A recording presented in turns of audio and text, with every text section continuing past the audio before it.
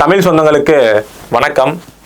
எதிர்கட்சிகள், மீடியாக்கள், அப்புறம் ஊடகவியாளர்கள் அப்படின்னு சொல்கிறவங்க எல்லாரும் சொன்ன அந்த குற்றச்சாட்டுகள், அவங்க பரப்பின அந்த செய்திகளுக்கு எல்லாருக்குமே சவுக்கடியாக ஒரு சம்பவம் நடைபெற்றிருக்கு. என்னன்னா, நேற்று மதுராங்கத்தில் என்டிஏ கூட்டணி கட்சிகளோட அந்த மாநாடுங்க.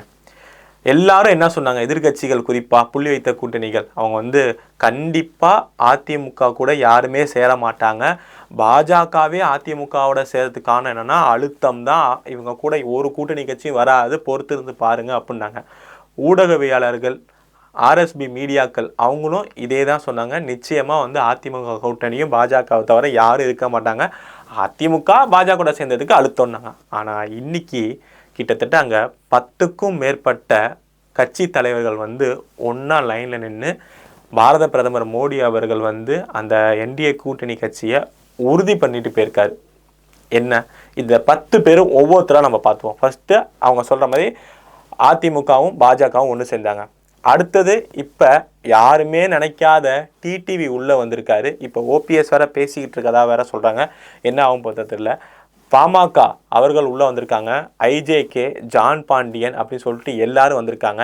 இவங்க அந்த மேடையில் பேசுகிறப்ப தான் தெரியுது, இது எந்த ஒரு அழுத்தத்துக்கும் நிர்பந்தத்துக்கும் உள்ளாகாமல் ஒரே ஒரு காரணத்துக்காக தான் ஒன்றா சேர்ந்துருக்காங்க. என்னென்னா, திமுக ஆட்சியை அடுத்த தடவை வர விடாமல் தடுக்கணும், அவங்கள தோற்க அடிக்கணுங்கிற ஒரே குறிக்கோளெல்லாம் அவங்க எல்லாமே ஒன்றிணைச்சிருக்காங்க. அதிமுகவும் பாஜகவும் அவர் சேரக்கூடாதுன்னு அதிமுகவில் சில பேர் இருப்பாங்க. அதில் முக்கியமாக சொல்கிறவங்க யாருன்னா, அந்த கேபி முனுசாமி அவர்கள் இந்த கூட்டணியை விரும்ப மாட்டார் அப்படின்னு அவங்க சொல்லிட்டு இருக்க அந்த நபரே பேசுகிறப்ப பார்த்துருப்போம். மோடி ஜீன்னு சொல்லிட்டு யாருமே கூட்டணி கட்சி தலைவர்கள் யாருமே மோடி ஜீனே சொல்ல. ஆனால் இவர் பாஜக ஆட்கள் மாதிரி ஜீன்னு சொல்லி பேசி மோடி அவர்கள் பண்ண திட்டங்கள்லாம் அழகா அங்கே மேடையில் அவர் விவரிக்கிறாரு. பாஜக தலைவர்களே தோற்று போயிடுவாங்க போல. அடுத்தது இந்த சைடில் யார் என்ன சொல்லுவாங்க, இந்த கூட்டணி வேணாம் அப்படின்னு நினைக்கிற ஒரு ஆள் பாஜக யாருன்னா அண்ணாமலை அவர்கள் அப்படின்னு சொல்லுவாங்க. அவர் மேடையில் 2026 தலைவராக வர, முதலமைச்சராக வர திரு எடப்பாடி பழனிசாமி அவர்களை வரவேற்போம், அவரை நம்ம நிச்சயமாக முதல்வர் ஆக்கி காட்டுவோம்னு இது 2வது மேடையில் அண்ணாமலை அவர்கள் சொல்லியிருக்காங்க. இவங்க 2 பேரும் வேணான்னு நினைக்கிறதுக்கு காரணம் தான் கட்சி வளரணும் அப்படிங்கிறதான் நினச்சாங்க, தவிர எதுவுமே திமுக ஆதரவோ எதுவுமே நினைக்கல. இவங்க 2 பேரோட எண்ணம் நான் தன்னோட கட்சி தனியாக வளரணும் அப்படிங்கிற எண்ணத்தில் தான் இருந்தாங்க. இன்றைக்கி அவங்க 2 பேருமே ஒன்றா மனப்பூர்வமாக பேசுனது தெரிஞ்சிச்சு. அடுத்தது நம்ம பெரிய விஷயமா சொல்ல போகிறது, அமமுக சேரவே மாட்டாங்க அப்படின்னு நினச்சிருந்த திரு டிடிவி தினகரன் அவர்கள் இப்போ சேர்ந்திருக்காரு. இவர் போன தடவை நம்ம பார்த்துருப்போம், எம்பி எலெக்ஷன்லேயே டிடிவி தினகரன் அவர்கள் சேர்றப்ப எனக்கு எந்த தொகுதியும் வேணாங்க, நான் முழு ஆதரவாக தரேன் உங்களுக்கு அப்படின்னு சொல்லி சேர்ந்தவர் தான் திரு டிடிவி தினகரன். இப்போ அவர் சேர்றப்ப எடப்பாடி அவர்களுக்கும் இவருக்கும் ஒன்றும் ஜெல்லாகாதுங்க, அது சும்மாங்க அப்படின்னாரு. ஆனால் அவர் அங்கே பேசினது தான் இன்னும் எதிர்கட்சிகளும் ஊடகவியாளருக்கும் பெரிய ஷாக்கு. என்னன்னா, பங்காளி சண்டைன்னு சொல்லிட்டாரு. அதை தாண்டி இரவு பகலா நம்ம அதிமுக, அதாவது எடப்பாடியார் அவர்களை முதல்வர் ஆக்கிறதுக்கு நம்ம அமமுக தொண்டர்கள் இரவு பகலா வேலை பார்ப்போம் அப்படிங்கிறாரு. இன்னும் ஒரு படி மேலே அவர் இன்ட்ரோ பண்ணுறப்ப தான் பார்க்கணும், எடப்பாடியார் அவர்களை அதிமுகவோட பொது செயலாளர் அப்படின்னு சொல்லிட்டு எது பிரச்சனை 2 பேருக்கு என்ன காரணமாக இருந்ததோ அதையே அவர் அக்செப்ட் பண்ணிட்டு மேடையில் மனப்பூர்ணமாக பேசியிருக்காரு. இதற்கு ஒட்டி அந்த நிகழ்ச்சி ஒட்டி ஒரு பத்திரிகை செய்தி நடக்குது. அதில் நம்ம பார்த்துப்போம் ஒரு வீடியோ. எடப்பாடியார் அவர்களும் டிடிவி தினகரன் காதில் ஏதோ பேசுகிறப்ப உடனே அவங்க கேட்டாங்க, எப்படிங்க நீங்கள் 2 பேரும் ஒன்றா சேர்ந்தீங்க அப்படிங்கிறதுக்கு சவுக்கடி பதில் கொடுத்துருப்பார். ஏங்க, வைகோ அவர்களை விடவா ஒரு ஸ்டாலின் அவர்களையும் திமுக அவர்களையும் பற்றி பேச முடியும், விமர்சனம் பண்ண முடியும்? அவரே இன்னைக்கு திமுகவில் இருக்கார், அப்போ நாங்கள் இருக்கிறது என்ன அப்படின்னு சொல்லிட்டு அந்த கேள்விக்கும். இன்னொன்று, நீங்கள் சொல்கிறீங்க நாங்கள் பாஜகவெல்லாம் சேர்ந்தது வெறும் அதிகாரம் அந்த பயத்துக்காக அப்படின்னு. காங்கிரஸ் கூட்டணி எப்படி சேர்ந்ததுன்னா, மேலே ரைடு கீழே தொகுதி பங்கீடு எல்லாருக்குமே தெரியும். 63 நாயன்மார்கள்னு சொல்லி 63 தொகுதியை கருணாநிதி அவர்கள் காங்கிரஸுக்கு ஒதுக்கினாங்க.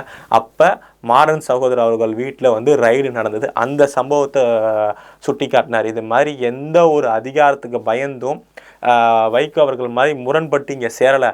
நாங்கள் அம்மா அவர்களின் பிள்ளைகள், ஒரு சிறிய பங்காளி சண்டை, நாங்கள் இப்போ ஒன்றா சேர்ந்துருக்கோன்னு பத்திரிகையாளர்களே அங்கேயே சவுக்கடி பதில் கொடுத்தாரு.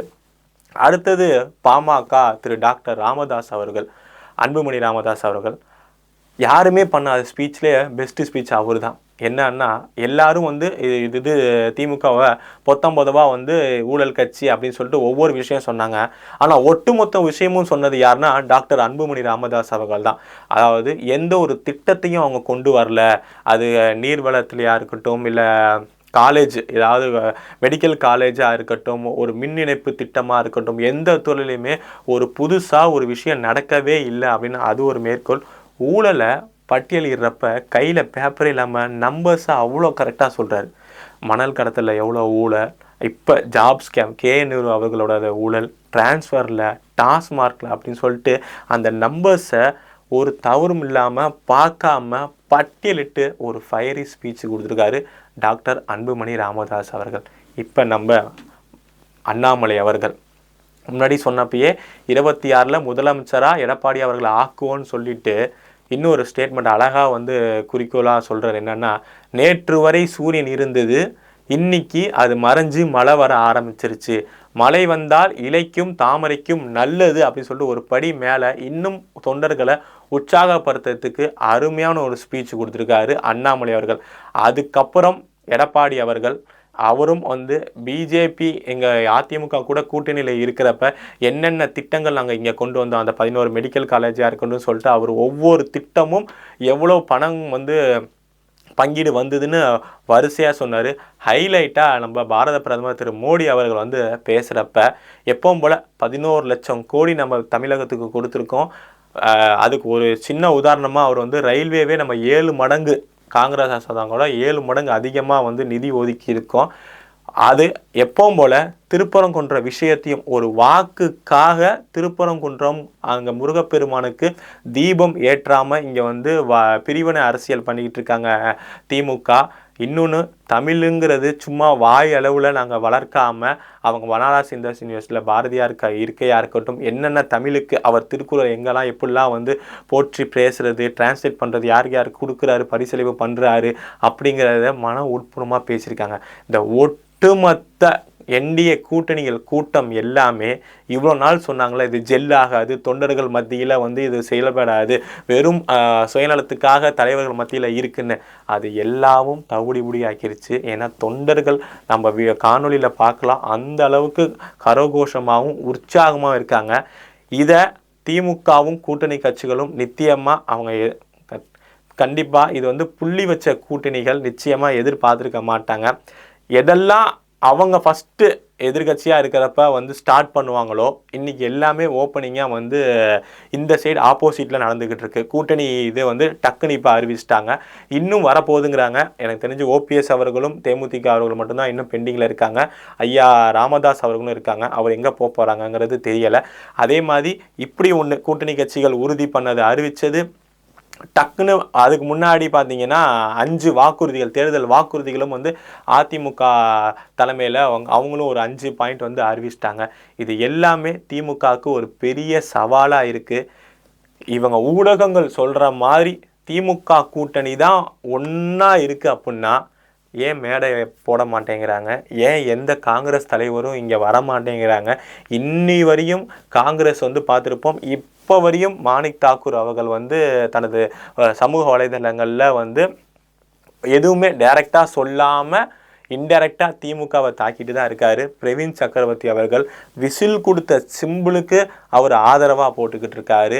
எந்த ஒரு விஷயமும் வாக்குறுதிகள் CPM வந்து அதிகமாக தொகுதியில் கேட்குறது, அங்கே ஒரு பிரச்சனை போயிட்டு இருக்கதா பார்க்குறோம். ஸோ ஊடகங்கள் சொல்கிறது உண்மையான விஷயம் என்னன்னா, இங்கே தான் கூட்டணி ஜெல்லாயிருக்கு, இன்னும் கூட்டணியும் பங்கீடும் ஆரம்பிக்காமல் தடுமாறி இருக்குது. தமிழகத்தோட அரசியல் களம் வந்து சூடு பிடிக்க ஆரம்பிச்சிருக்கு. பார்ப்போம் 26 எப்படின்னு. நன்றி, வணக்கம்.